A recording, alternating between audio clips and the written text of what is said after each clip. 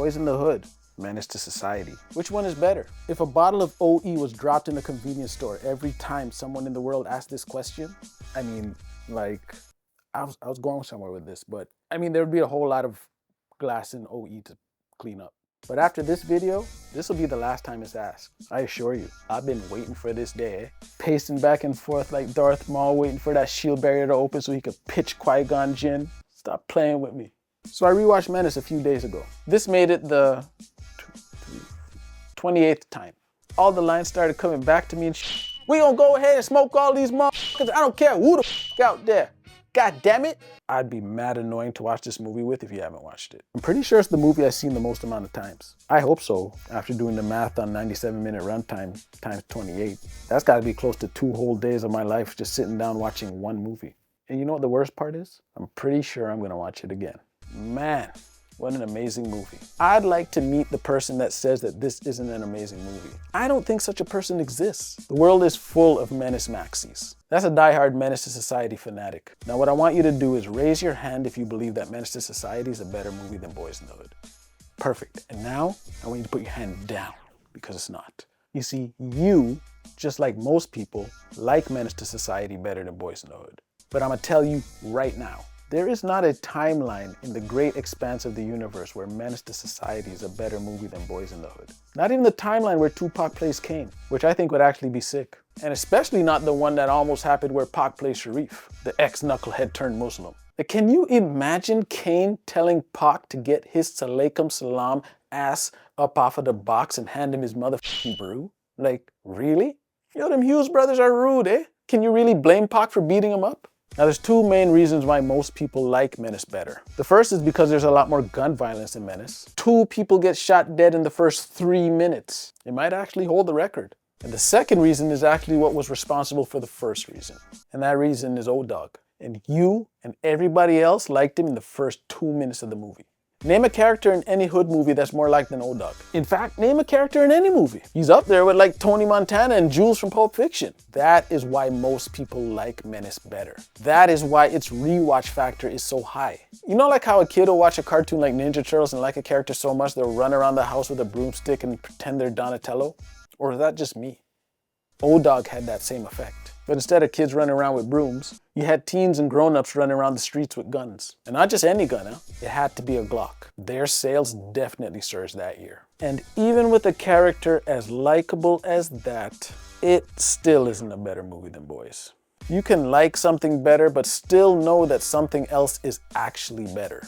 It's okay. There's nothing wrong with that. Like back in the days when Iverson was playing, I'd watch a 76ers game over a Spurs game any day of the week. But the Spurs were clearly a better team.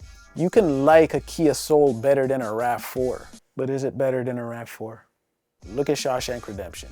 Arguably one of the best movies ever made. But how many times have you seen it? I think I've seen it twice. Yo, how about you throw on a movie? Cool. What you want to watch? You know what? Why don't you throw on Shawshank Redemption? Nobody says that. Not even the people that wrote the movie say that. Why is that? Because there ain't a whole lot of excitement in it and the characters ain't memorable. I don't remember either of the main characters' names. But guess what? Still a great movie. Okay, I think it's about time I get into what actually makes Boyz N The Hood a better movie. We're talking about John Singleton's best movie. All right, now let's see. The story's better, the acting's better, the dialogue is better, the cinematography's better, it's more impactful, more purposefully shot. This isn't your regular, everyday, surface level, basic, everything is spelled out for you type of writing. This is that deep, multi-layered, if you're not paying attention, you're gonna miss the entire point of the movie type writing. You see, John didn't focus on making super likable characters because the movie isn't about the characters. The Hood is the main character. It's like a living entity, in the sense where if you don't figure out a way to escape it, that shit will eat you alive. All right, let's walk through it. It starts off with hearing a drive-by and text on screen saying, 1 out of every 21 Black American males will be murdered in their lifetime. Most will die at the hands of another black male. And the first visuals we see is a stop sign. Basically saying, without actually saying it, black on black crime needs to stop. John's just turning on the stove, eh? He about to start cooking. Kids are walking to school talking about the shooting they just heard last night like it's nothing. One even says he's not even afraid to get shot. Stray dogs scavenging through trash. We see Reagan Bush 84 campaign posters with stray bullet holes in them that tells us 2 things. The bullet holes subliminally tell us how the people of the community feel about that administration. And if you thought the last 4 years were bad, You got 4 more coming at you. Let them cook.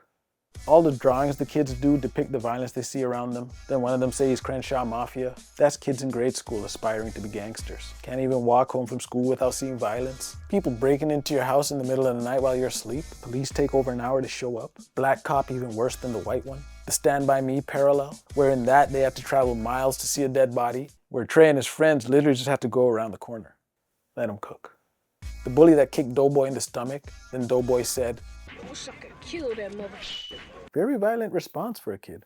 Lil Chris's brother gave him a loaded gun before he went to jail. 7 years later, Doughboy in and out of jail, Chris is in a wheelchair from a gun incident. I wonder how that happened. Ricky has a baby, then later in the movie we see his beverage of choice is milk. That symbolizes babies having babies. Then you got babies all up in the streets because mom's a crackhead. How you think that little girl's gonna grow up? If she even grows up. Yo, you can't even go across the street to a barbecue without mans pulling up and sticking a shotgun in your face. Dope fiend snatching chains, police helicopters, or ghetto birds, whatever you want to call them, flying around all day. Fun fact, those helicopters were really flying around when they were making this movie. They had to do ADR, where you record audio in post-production. They had to do that for about 90% of the film. Where was I? Oh yeah, drive-bys happening while you're doing your homework. One of Doughboy's homies asked the recruiter if he could hook him up with a scholarship because he used to play baseball, showing us that guys like him throw away their talent to be gangsters. Let him cook. The same black cop from when Trey was a kid 7 years later is messing with him now, putting a gun to his neck. That leads him to crashing out because he can't take what the hood is throwing at him. Rival gangs deliberately starting which quickly goes from do we have a problem to yes we have a problem. Brothers fighting each other over nothing. Ricky goes to the store to get cornmeal, ends up getting some milk too. He buys a scratch ticket trying to win the lottery, not knowing that his winning ticket is waiting for him when he gets home. Fun fact, the mailman that dropped off his SAT score was John Singleton. Let him cook. Then he's killed by the same guys who had the problem with him the other night. And that's the last straw for Trey because he decides to ride out for payback. But luckily, he doesn't let the hood consume him and ends up getting out of the car. Doughboy ends up getting his revenge, but doesn't know how he feels about it.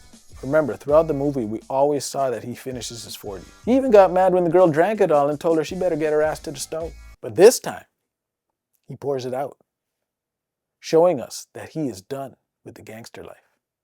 But it's too late, because the motherfucker gets killed a few weeks later. You see, Trey's dad was the only one in the movie that actually knew what was happening. So you know that adage you heard, why is there a liquor store and gun store on every corner in the hood? And the answer is so that black people kill each other? That's from this movie. Which brings us back to the text on screen at the beginning. The movie ends thoroughly explaining why that is. Let him cook. It tells you it doesn't matter who you are. You can be a good kid with a mom and a dad, both really smart, and still get consumed by the hood. You remember that exhibit video, what you see is what you get? Where he gets sent to the store to buy some bread and some wild hood is happening and he's just casually walking like it's nothing? Great video, right? That's Boyz N The Hood, but the 5-minute version. So to all those that believe that Boyz N The Hood is the better movie, next time a Menace maxi tells you that the Hughes brothers made a better movie than John Singleton's best, don't even argue. Just download an image of a stop sign and simply hold it up. Well, I guess that's it, so I'm gonna call it. That's a wrap.